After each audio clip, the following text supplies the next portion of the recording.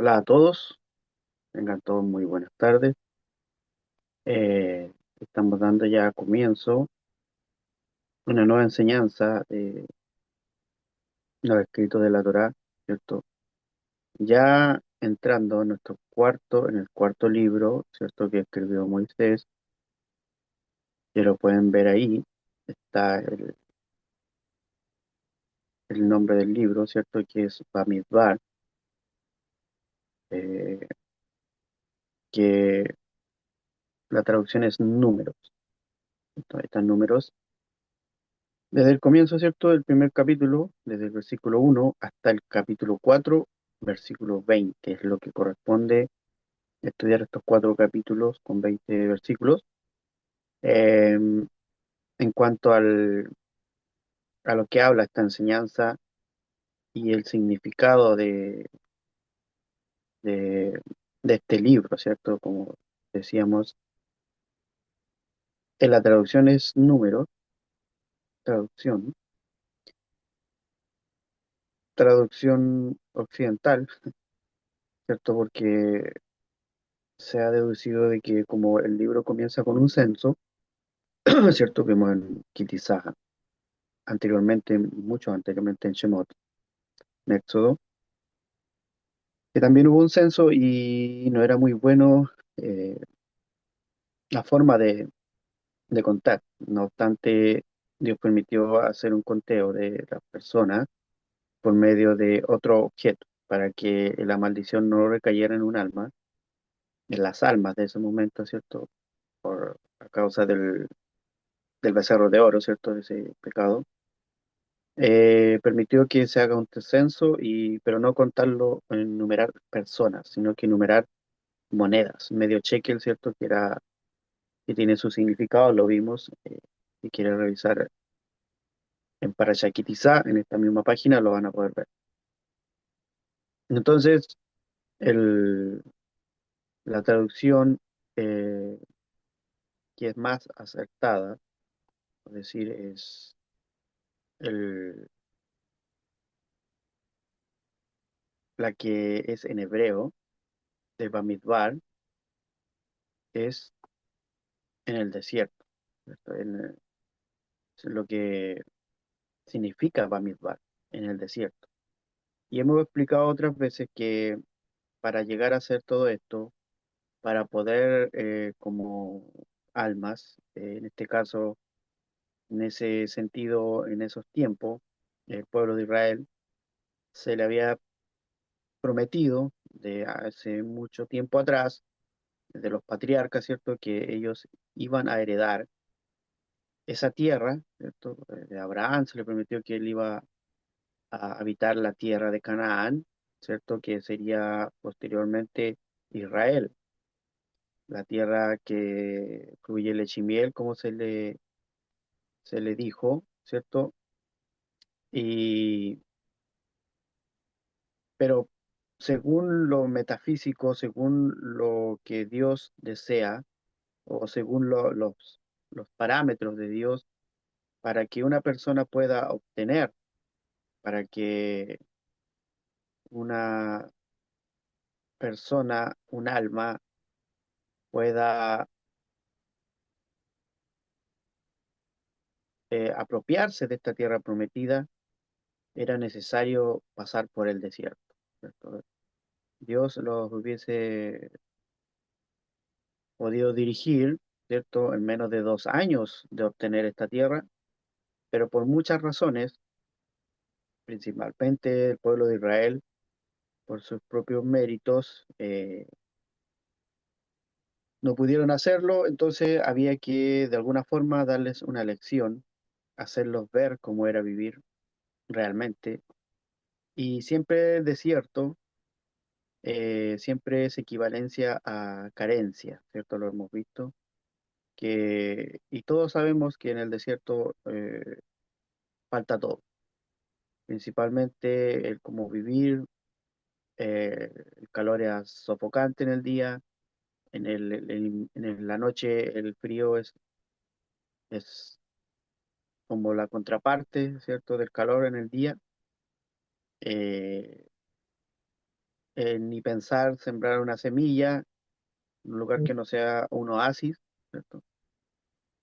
Muchas cosas van en contra, como las comodidades que tenemos normalmente viviendo en una civilización, ¿cierto? En una ciudad, en estos tiempos, en aquellos tiempos como lo era Egipto, ¿cierto? O Canaán, que esas tierras estaban apropiadas, la habían tomado posesión otros reinos, otras ciudades, y ya había una civilización como tal. Entonces era más cómodo vivir. Pero el pueblo, gracias a su arrogancia, su tenacidad de querer volver a Egipto, a volver a ser esclavo, tuvieron que pasar por esto para poder aprender a vivir, cómo se vive en el desierto. Y era una prueba, ¿cierto? Un reforzamiento de lo que ellos tenían que ser como personas, como esa responsabilidad de poder surcar este tipo de vida, ¿cierto? De poder ir en pos de algo que era mayor, que era la tierra prometida. Y así, en- relacionándolo con todos nosotros también, ¿cierto? En Kabbalah, el alma que baja a esta tierra, ¿cierto? Que baja a este plano físico, es como que baja a Egipto, así como lo dice en el principio, decimos, estas son las almas que bajan, ¿cierto? Con Jacob a Egipto. Esto es una referencia al alma cuando se desprende del plano espiritual que habita siempre, que habitaba, y se posa en un cuerpo, ¿cierto? En este cuerpo de estrechez, de limitaciones, pero dentro de eso tiene que aprender a vivir en este plano físico, en esta vida, en estas situaciones que son como el desierto, y para poder poseer lo que un día Él también nos ha prometido, ¿cierto? Nos ha dicho, nos ha enseñado a que primero aprendamos a vivir de esta forma para poder poseerlo ya aquí, lo que es propio, ¿cierto? Porque aquí nada de esto de acá nos pertenece, siempre todas las cosas se van desgastando, todo se va acabando, todo va terminando. Entonces llegará un día que podamos poseer lo propio. Entonces, dentro de esta enseñanza, de estos 4 capítulos, hay muchas lecciones, muchos aprendizajes que podemos transformarlos a nuestra vida. Como les decía, siempre los escritos de la Torá están disfrazados de historia, pero en ellos se esconde, en ellos se encuentran muchas enseñanzas de vida para nosotros como alma y como persona también. Entonces, eh, hay formas de interpretar, las hemos enseñado, hay 4 maneras, y en una de ellas siempre vemos nosotros en la parte que es como que la más importante, ¿cierto? La que a nosotros nos va a ayudar a cómo dirigirnos, a cómo ir en pos de todo esto. Y entonces, vamos a ir viendo lo que nos une, es el título de esta enseñanza, lo que nos une, ¿cierto? Ahí están todas esas banderas, porque vamos a ir al versículo que nos va a hablar acerca del consejo o de lo que Dios le decía a Moisés para con el pueblo en, en cuanto al número, ¿cierto? Bamidbar capítulo 2, vamos a ir ahí.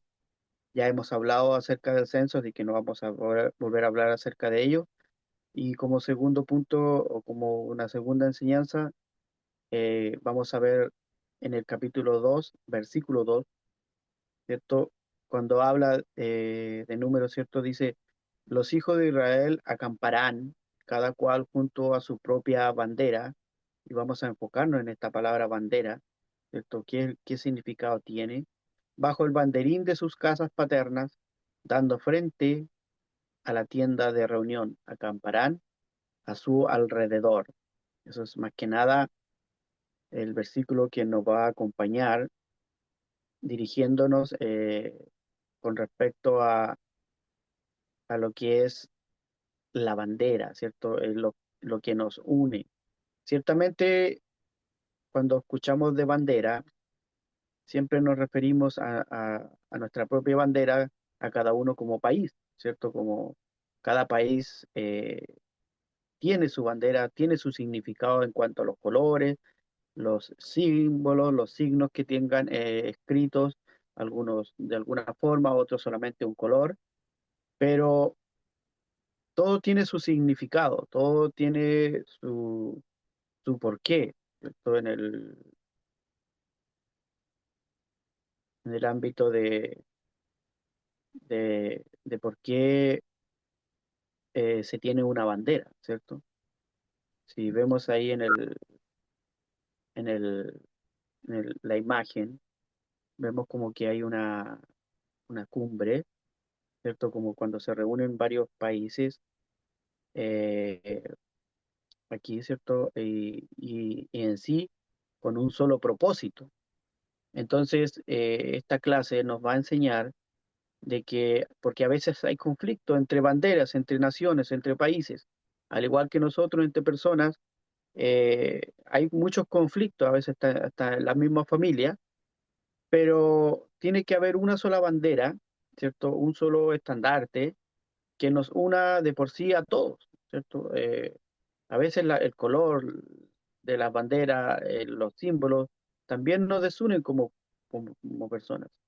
En vez de que sintamos orgullo porque las demás banderas se independizaron a lo mejor de un régimen, eh, a veces tenemos conflicto entre nosotros.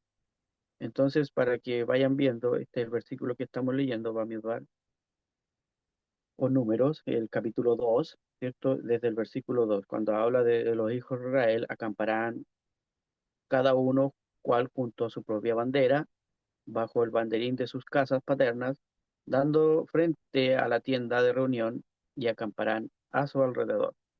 Entonces, cuando estos judíos israelitas, ¿cierto? Se adentraban en el desierto, cuando viajaban por él, acampaban en una formación prescrita, ¿cierto? Ordenada por Dios, todas las cosas, todas las instrucciones eran dadas por Dios. eh, y, y era una formación que se caracterizaba por estar alrededor del tabernáculo. El tabernáculo era como la parte media, o sea, lo central, ¿cierto? Y las tribus se dividían, ¿cierto?, en cuatro campamentos, cada uno compuestos por tres tribus, ¿cierto? O sea, eran 12 tribus. Y, y cada campamento, o sea, cuatro eran conformadas por tres tribus. Ese era el orden. Entonces, ubicado al sur, ¿cierto? Perdón, al este, al sur, oeste y norte del tabernáculo, los cuatro puntos cardinales, el cual todos conocemos, ¿cierto? Donde está el norte, lo que es el sur, el este y el oeste, ¿cierto? Siempre a veces nos dirigimos por, por símbolos. A veces, por ejemplo, acá en Chile, siempre sabemos que al este está la cordillera y por ahí sale el sol y se esconde en el mar. Así está el oeste. Entonces, y así cada uno tiene su referencia de donde se le enseña en cada uno en su propio país, en su propio pueblo, de donde es estos puntos cardinales. Y aquí el centro era el tabernáculo, ¿cierto? Hemos visto ya lo que era el tabernáculo, era la presencia divina, ¿cierto? Donde moraba la presencia divina. Entonces, y el campamento central era para la tribu de los levitas, ¿cierto? Lo cual eh, no tenían una tribu en sí, ni tierra, ni lugar, sino que ellos estaban al servicio del tabernáculo. Ya hemos explicado por qué pasaba todo eso. Entonces, la tribu central era para la tribu de Leví, que rodeaba directamente el tabernáculo. Al describir la disposición, la Torá especifica que cada tribu debía acampar bajo su propio estandarte o su propia bandera, Degel en hebreo. Los hijos de Israel acamparán cada uno en su casa, ¿cierto? Su campamento bajo estos símbolos de sus casas paternas, a cierta distancia del tabernáculo de reunión, ellos acamparán. Sin embargo, no está del todo claro a qué se refiere exactamente el Degel, la bandera, aunque la interpretación más común es que se trataba de algún tipo de estandarte, no está del todo claro cuántos portaban ni qué representaban. gran parte del debate gira en torno a la explicación del término del Beotol Levei Abotam, que traducido anteriormente como los signos de la casa ancestral. Esto era como les decía, siempre era como representar lo que era su casa, su tribu, su lugar. Aquí, por ejemplo, en Chile, los colores se nos enseñan desde la primaria, de la escuela, ¿cierto? De qué significa cada color de la bandera, así como en cada país yo creo que lo harán. Entonces, en esencia, era un punto de encuentro. Se interpreta que la palabra Degel no como una bandera o estandarte literal, sino como un lugar designado para reunirse. Según esta perspectiva, el énfasis recae en la estructura organizada del campamento israelita, donde cada tribu acompañaba en sí un espacio asignado alrededor del tabernáculo. Entonces tienes ese, también ese significado, un lugar de reunión, un lugar de encuentro. O sea, cuando se veía el pueblo, las tribus veían que su bandera se erigía e iba avanzando, eso quería decir que ellos también avanzaban y tenían un lugar para reunirse, para formar algo en común. Por eso es que el nombre de la enseñanza aquí que yo le he dado es qué es lo que nos une. O sea, lo que nos une tiene que ser algo en común, ¿cierto? Siempre vamos a tener diferentes tipos de puntos de vista, a lo mejor vamos a tener diferentes cualidades cada uno, vamos a tener nuestras propias formas de hacer las cosas, pero hay algo en común que tiene que unirnos. Entonces, es la forma de qué bandera vamos a seguir. Y bandera no estamos hablando de algo físico, no estoy hablando de un trapo, de un paño con colores y símbolos, sino que hablamos específicamente de, de, de unidos enfrentar algo en común, que ya sabemos lo que es y son las fuerzas del mal, son las cosas que a veces nos atraímos, ¿cierto? Son los efectos de muchas causas que atraemos a nuestra vida como alma, ¿cierto? Y a veces no nos damos cuenta de qué cosas son, o a veces sí lo sabemos, pero a veces por negligencia lo dejamos pasar. Entonces hay muchas cosas que tenemos que arreglar. Entonces, el mismo Rashi, este exégeta que explica muchas cosas de la Torá, él explica que cada estandarte era del color específico correspondiente a la piedra, ¿cierto?, de esta tribu que estaba en Joshem, en el Joshem, perdón, el que era si lo recuerdan, cuando vimos las vestimentas del sumo sacerdote, el pectoral, ¿cierto?, que contenía las 12 piedras de colores, ¿cierto?, que usaba el sumo sacerdote. Y cada bandera también tenía específico el color de su tribu y llevaba un símbolo único vinculado a la identidad de cada tribu, lo que permitía a los miembros reconocer fácilmente su campamento. Muchas veces no podría explicarse por qué, tiene su explicación de por qué se dividían por tribus, ¿cierto? Y no podían mezclarse. Eso tiene su significado espiritual.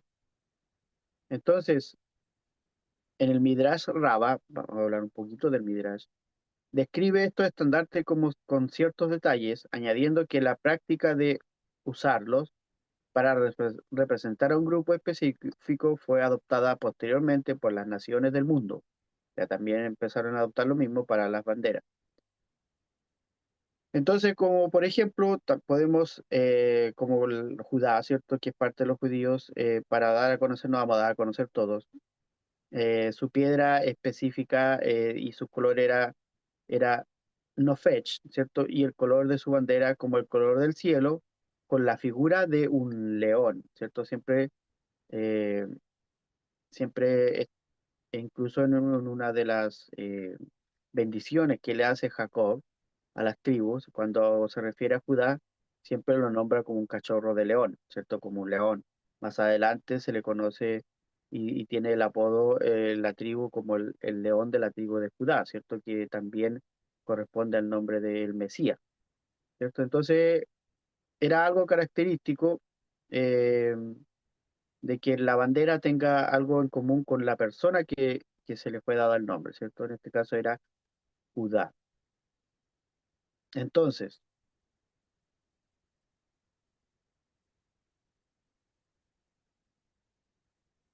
así como todo eso,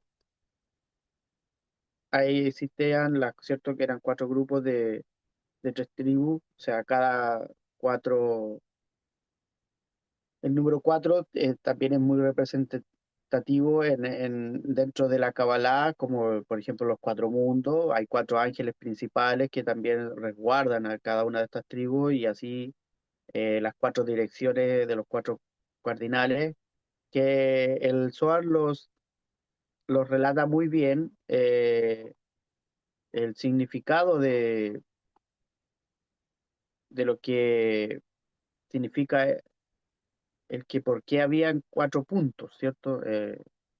Por ejemplo, Rabí Eleazar, que era el hijo de Rabí Shimon Bar Yochai, le pregunta a su padre, a Rabí Shimon, dice, ¿dónde hallaremos este signo de unificación? Esto era, ya vamos viendo que, qué es lo que nos une, ¿cierto? Y Rabí Shimon le dijo, a pesar de que esto ha sido dicho en muchas ocasiones, y estas enseñanzas fueron esparcidas allí y allá, o sea, por aquí, por allá, por todos lados. Conserva en tu poder este signo. La cosa se parece a la manera en que el sacerdote anda alrededor del altar, como ya hemos aprendido en en la Mishnah, dice que y el sacerdote vino al sudeste, luego al noreste y al sudoeste. Así que hasta que acepta sobre sí mismo el yugo del reino de los cielos, primero ha de ir al sur. Le dijo, ya que te he explicado todo, dije que al principio uno se aproxima a la esquina y tú sabes cuál es el significado oculto de esquina, literalmente cuernos. Eso era lo que era en el altar, ¿cierto? Que es el yugo de la Santa Malhut. Después de esto, en el suroeste, pues allí se halla el árbol de la vida, para unir al sur con el este, que es el Abba celestial, ya que el Hijo viene del lado del Padre, porque la firmeza del sur está en el este y el sur, y han de estar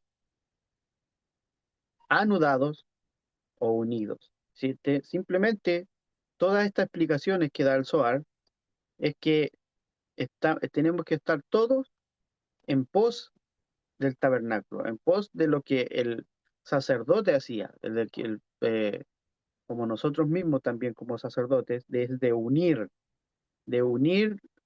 como lo explica aquí, el norte con el sur, el sudeste con el noreste y así. Entonces, todo este tipo de cosas, no solamente aferrarse a una sola bandera y armar conflictos, sino que entre todos hagamos solamente un solo propósito, de estar anudados, como dice aquí el Zohar, o unidos. El norte con el sur, los ríos con las fuentes, y por lo tanto unir el norte al este y el oeste al sur. Y así es todo como se podría decir, un engranaje, una coyuntura de, de poder estar conectados los unos con los otros, ¿cierto? Eso es lo que siempre ha querido el Eterno, de poder unirnos, ¿cierto? De poder que seamos uno. En un principio, todas las naciones, todas las tribus estaban unidas, se reunían todas como hermanos, ¿cierto? ¿Cierto? Al principio eran hermanos, después eran tribus, seguían siendo hermanos, y llegó un momento que se esparcieron, se dividieron. Y se dice que hoy en día andan 10 tribus perdidas y estas otras dos, que era la de Judá y Benjamín, se unieron, formando una sola. Pero dice que el Eterno, que la tarea de todos nosotros, de los hijos de Israel, de las personas que queremos adherirnos al Eterno, es de que un día podamos unificarnos. Y no es que nosotros salgamos a buscar las etnias, las personas, sino que con las enseñanzas, con el hacer el trabajo que Dios nos manda de forma espiritual y en nuestros alrededores de forma de unirlos, es la manera más adecuada de poder que por la forma correcta es unirlos espiritualmente. Entonces, esto es en cuanto a la, a lo que es la bandera, ¿cierto?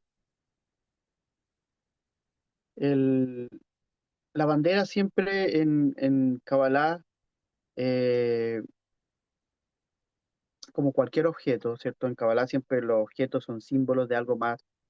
Puede ser interpretada a través de diferentes niveles, ¿cierto? El nivel literal, puede ser simbólico, esotérico. No hay una bandera que pueda representar como es la Kabbalah, ¿cierto? Sino que la Kabbalah es como una interpretación de cada cosa.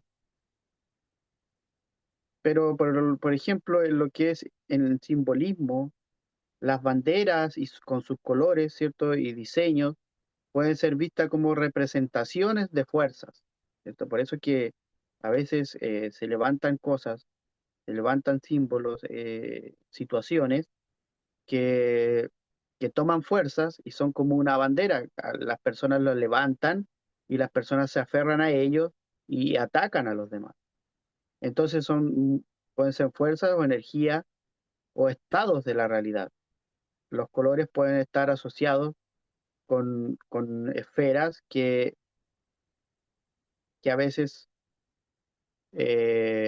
por ejemplo, del árbol de la vida, con situaciones, por ejemplo, hay esferas que están relacionadas con los aspectos sentimentales de nosotros, entonces a veces le damos énfasis a un sentimiento, por ejemplo, al odio o al demasiado amor por algo y se levanta y formamos un régimen, una bandera, ¿cierto? También en lo que es la revelación, según el contexto de la Kabbalah, la interpretación de una bandera puede ser un ejercicio de revelación.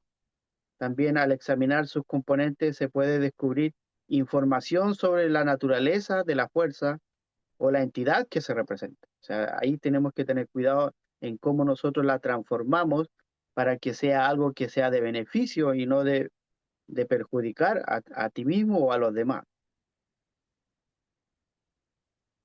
También en el nivel esotérico, que muchas personas lo rechazan porque creen que es algo como algo que no tiene que ver con lo que lo vivimos, sino que lo esotérico es una interpretación y en lo que es una bandera podría implicar la comprensión de la energía que lo sostiene y su conexión con el árbol de la vida o con otros símbolos cabalísticos. ¿Cierto? Por ejemplo, la bandera de Israel, para dar un ejemplo, en su color azul de la bandera puede representar el estado de Keter, que es la corona, la fuerte de energía divina, y el blanco puede representar el aspecto purificador del alma, ¿cierto? Siempre cuando nosotros veamos algo, a veces en visiones, un sueño y cosas así, el blanco siempre va a significar lo que purifica y el azul es la energía de lo que viene, de donde viene la presencia divina. Entonces, así podemos ver símbolos en muchas cosas de lo que es una bandera. Hoy en día levantan para todos una bandera. Entonces, hay que tener cuidado con todo eso. Entonces, cuando habla el Rebbe Nachman acerca de que los hijos de Israel, como dice el versículo, y que acamparán cada cual junto a su propia bandera, ¿cierto? Bajo el estandarte de sus casas paternas. O sea, ¿qué quiere decir también eso? Que tú tampoco tienes que dejar de lado a veces las enseñanzas que son buenas, no dejar de lado tu identidad como persona, o como lo que es tu pueblo, por ejemplo, en lo de cada país. A veces hay cosas muy hermosas de cada país, eso tampoco hay que dejarlo de lado, sino que sentirse orgulloso de la forma de como, por ejemplo, tu país eh, algún día se independizaron, como lo dije al principio, de algún régimen, de algún imperio que los acechaba, que los tenía como esclavos, y, y muchos países tienen cualidades muy hermosas que no hay que olvidarlas. Por ejemplo, tu idioma, tu forma de hablar, tu forma de cómo hacen las comidas, todo eso, no olvidar tus principios, tus cosas que te hacen feliz muchas veces. Porque ¿quién no te hace feliz cuando tú estás por fuera y llegas a la casa de tu familia, de tu madre, de lo que sea, y logras otra vez o nuevamente sentir el sabor de la comida que hace tu familia? Eso es algo muy satisfactorio. Entonces, ¿cierto? Bajo el estandarte de tus casas paternas, dando frente a la tienda de reunión, acamparán a su alrededor, o sea, nunca alejados, siempre cercanos. Como le decía, los judíos en aquellos tiempos acampaban en el desierto alrededor del arca que estaba en el centro, es lo que dice Rashi. Cada judío, cada persona, cada alma, en este caso que estamos hablando, no estamos hablando de la etnia judía del país en sí. Siempre hemos explicado, cuando nos referimos a israelita o judío, es un alma que desea la espiritualidad, que desea estar en contacto con el Eterno, con esta luz infinita. Desea que su vida sea cambiada de una forma que sea iluminada, dejar la oscuridad que a veces nos acecha. Eso es ser un israelita, ¿no?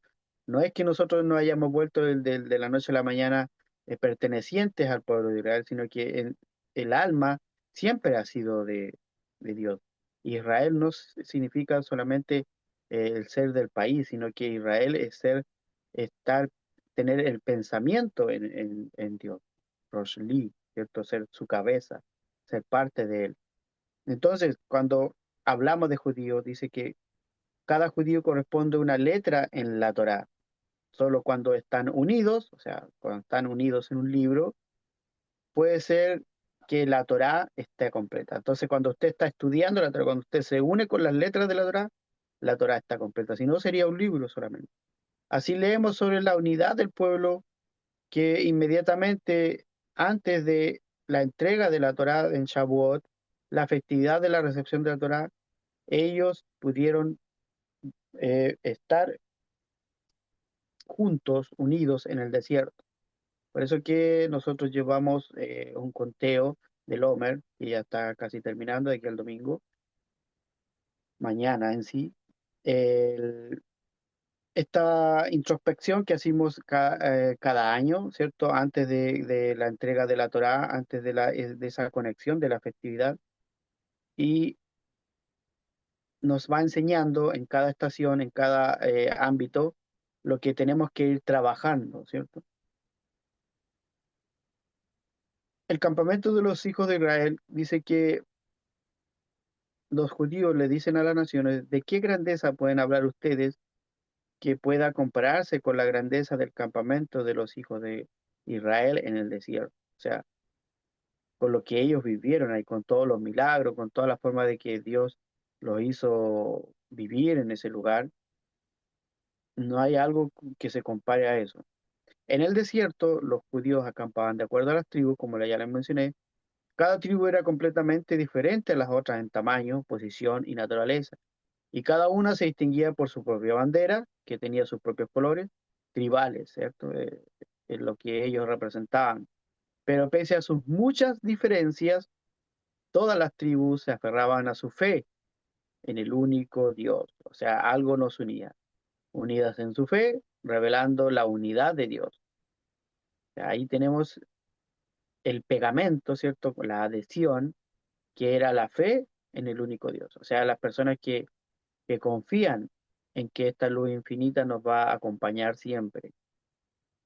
Acamparán, dice que cada vez que los judíos se ponían en movimiento, desmantelaban el tabernáculo, lo volvían a armar en un nuevo campamento. A donde fuera que se rearmaba el tabernáculo, este mantenía la santidad del tabernáculo armado inicialmente por Moisés. De aquí aprendemos la enseñanza de esto, que cuando viajamos podemos llevar nuestra santidad con nosotros y restablecerla allí en donde estemos, ¿cierto? Muchas veces creemos que es el lugar, no. es lo que nosotros llevamos, ¿cierto? Podemos estar hoy día aquí, pero el día de mañana, quién sabe, eh, podemos habitar en otro lugar, pero lo que nos acompaña, lo que aprendemos, lo llevamos esta santidad con nosotros. Cuando se refiere dado frente a la tienda de reunión, acamparán a su alrededor, lo que dice el versículo, dice que el tabernáculo era el asiento para la presencia divina, ahí donde se posaba la presencia divina, que se manifestaba a través de la plegaria de todos, toda la nación acampaba alrededor del tabernáculo, dado que cada uno adquiría una porción en él mediante sus plegarias. O sea, el que, el que medita, que eleva plegarias, el que está pensando en esto, siempre va a tener su retribución y estar cerca de la presencia divina. Por ejemplo, así como las contribuciones de los israelitas se combinaron para hacer las 100 basas de plata para las columnas, las barras, los pilares, las cortinas y los utensilios en sí del tabernáculo. De la misma manera, hoy en día, cuanto más personas se sumen a la plegaria, más partes del tabernáculo, o sea, la presencia divina, se van a construir hasta que la presencia divina vuelva a revelarse una vez más, ¿cierto? Qué maravilloso. O sea, cuando nos unimos, cuando estamos todos en pos de la misma, se maxifica esta revelación. Cada judío posee un punto bueno individual, ¿cierto? Cada persona o alma en el cual Dios se regocija, ¿cierto? No todos nosotros, muchas veces personas dicen es que yo tengo todo malo. No, siempre tendrás algo en cual harás tú regocijar a Dios. Así como, por ejemplo, un padre que tiene hijos, ¿cierto? A lo mejor algunos de ellos son más, al parecer, de las demás, más buenos, como uno le quisiera decir, pero cada uno tiene una cualidad que hace regocijar a su padre. Entonces dice que de manera similar y a una escala nacional, cada una de las 12 tribus que estaba representada por una bandera diferente en el pueblo de Israel y una piedra diferente en el pectoral del sumo sacerdote, a partir de aquí aprendemos la importancia de desarrollar nuestra individualidad, ¿cierto? De una forma contribuyente, de una forma que podamos ser aporte, ¿cierto? No que andemos de solitario, ¿cierto? Sino eh, que sea un acto para complementar todo lo demás, ¿cierto? Imagínense, si todos tuvieran la misma cualidad, por ejemplo, estos 12 hermanos, todos hubiesen tenido la misma cualidad, ¿cuál sería el aporte? En cambio, todos tenían una cualidad distinta y todos aportaban de alguna forma, así como todos nosotros. A veces algunos hacen algunas cosas específicas, otros otras, y se complementan. Por eso que cuando a veces eh, en los matrimonios, a veces dicen, hoy nosotros tenemos muchas cosas en común. Y déjeme decirle que eso no es del todo cierto y no es de todo favorable. ¿Por qué? Porque no sumaría mucho. Por ejemplo, si tienen tres o cuatro o cinco cosas en común, en vez de tener cosas diferentes, y lo diferente suma porque se van complementando. Espero se haya entendido. ¿Por qué? Porque si los dos tienen la misma forma de ser eh, o las mismas cosas, como se dice en común, le va restando. Pero si tienen muchas cosas diferentes, todo eso va complementando y hace aún más fuerte la relación o el vivir entre ambos. A veces creen que cuando arman parejas, eh, las parejas tienen que tener cosas en común. No, porque yo traigo algo nuevo para ella y ella trae algo nuevo para mí. Se va complementando. Entonces ellos ya serían dos, no sería una sola cosa, serían dos cosas que sumen al propósito. Entonces por eso a veces los que están buscando pareja no se fijen en que tengan cosas en común. Ojalá que tuvieran cosas diferentes, no estamos hablando de las cosas negativas. O si es cosa negativa, el que tiene lo positivo arregla lo negativo. Y así. Entonces, Siempre va a ser así, siempre las cosas nos van a unir. Entonces, dice que lo bueno individual hace regocijar y hace unir, ¿cierto? Más aún dice que no podemos aceptar verdaderamente la Torá, o sea, los escritos de Dios, hasta que no se manifieste la individualidad de cada uno, ¿cierto? Cada uno toma su porción. Por eso que esta porción, Bamidbar, que significa en el desierto, que comienza primeramente con el censo de todos los judíos, tribu por tribu, se lee en el Shabbat, o en este día Shabbat, previo a Shabbat. Por eso mañana termina Shabbat.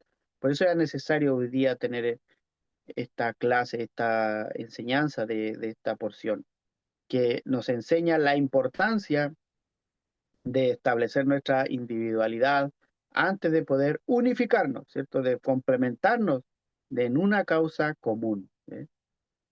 Así que esos son los parámetros para que no es malo que seamos todos diferentes. A lo mejor a muchos piensan, no, es que tenemos que ser todos iguales. Nuestras diferencias nos unen. Las diferencias entre las tribus y sus banderas y los colores representativos y los símbolos también hacen referencia a las diferentes alusiones que despiertan a la persona al servicio de Dios. Como les decía, cada uno tiene lo suyo. Cada persona percibe las obras de Dios desde un punto de vista diferente y el llamado para juntarse a la guerra contra la fuerza del mal se manifiesta de manera diferente para cada individuo o cada uno. Entonces, cuando los judíos en esta historia pecaron con el becerro de oro, ¿cierto? De hacer esto de idolatría, de adorar a otro Dios, porque le prestaron atención a la multitud mezclada, ¿cierto? A los de Rab, aquellos que salieron de Egipto que no eran israelitas, que los confundió con falsas interpretaciones de la Torá. Su pecado fue rectificado mediante el tabernáculo, el Mishkan, donde posaba la presencia divina. Esa fue la rectificación, que los acompañó a través de sus viajes, de su travesía por el desierto. Al viajar junto con el arca sagrada que contenía los 10 mandamientos, los judíos obtuvieron esa capacidad de armar y desarmar la Torah, estudiarla y comprenderla apropiadamente.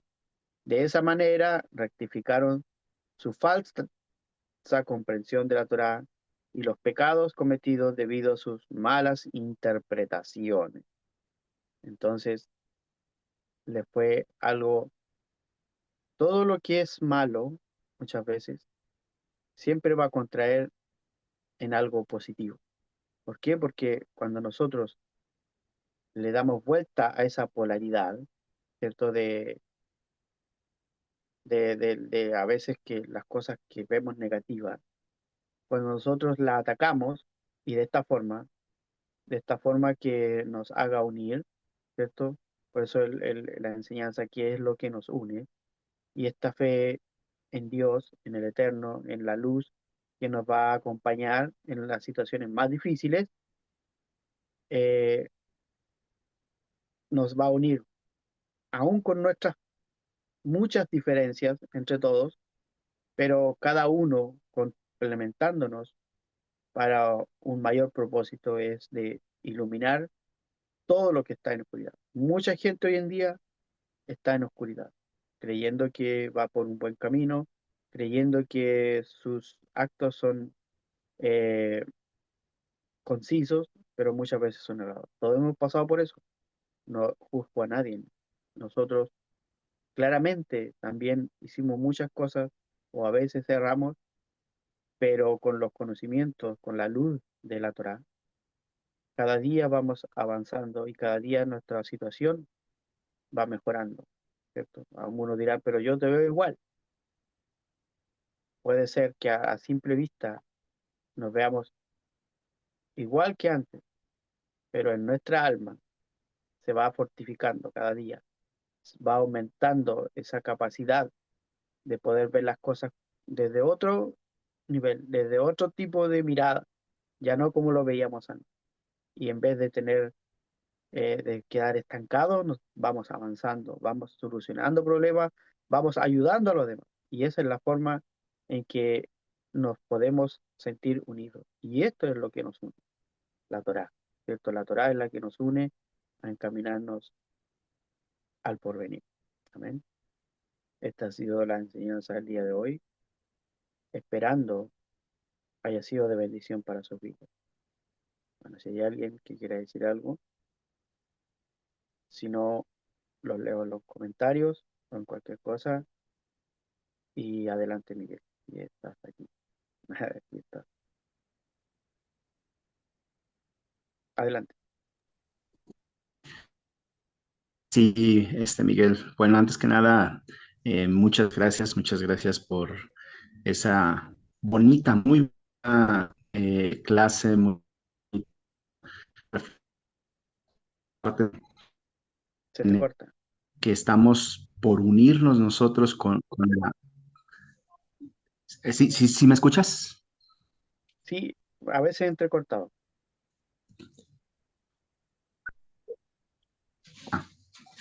Sí, va a ser tal vez la señal. Deja, La me señal, muevo por el internet. claro. Pero te escucho bien. A ver,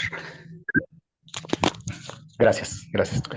Sí, te decía que muy bonita esta porción de la Torah porque precisamente viene a intensificar ese, ese amor que vamos a recibir ahora con la unión de la entrega de la Torah, porque por fechas queda muy acorde, ya que ahorita lo que se me vino también el sentir es que la bandera de todas nuestras almas es precisamente la Torah, con todos y que todos venimos teniendo una parte que vamos desarrollando. Entonces, se me hace muy bonita esta porción.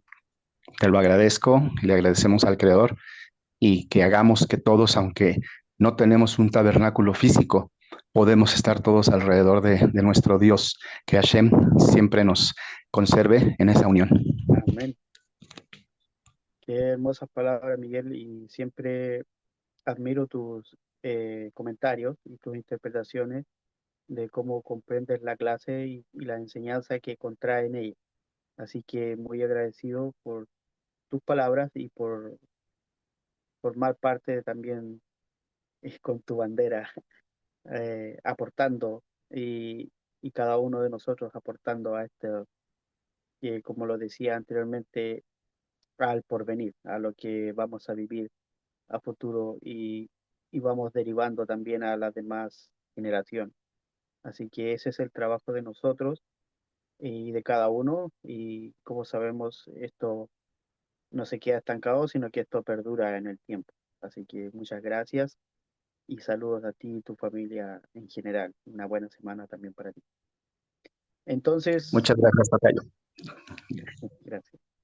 Entonces, eh, dadas todas las explicaciones, por mi parte yo me voy despidiendo, muy agradecido de poder formar parte de todo esto y un abrazo, bendiciones para todas las naciones y para que aquellos que van a disfrutar de esta enseñanza. Así que me despido, adiós, un abrazo, Shabbat Shalom, Shabbat Shalom para todos. Igualmente, bendiciones. Gracias.